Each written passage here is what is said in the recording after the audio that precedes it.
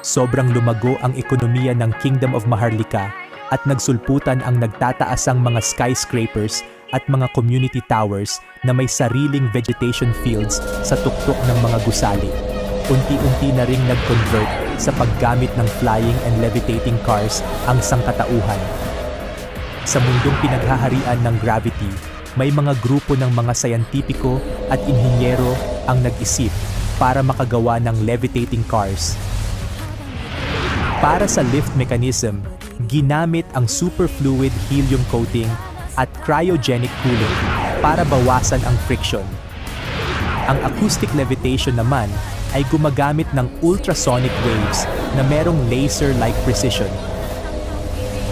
At ang super-cooled magnetic layer na tumutulak sa magnetic field ng Earth para sa karagdagang lift. Para naman sa stability at control, ginamitan ito ng AI-controlled gyroscopes at active airflow control na automatikong ina-adjust ang presyon ng hangin upang maiwasan ang biglaang galaw o pagbagsak.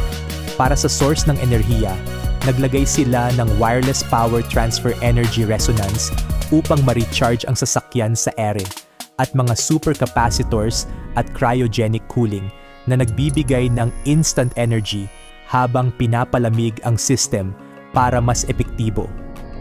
Sa paggalaw o propulsion system naman, ginawan nila ng ion thrusters at acoustic propulsion na pinapagana ng charged particles at sound waves para gumalaw ng walang fuel kahit sa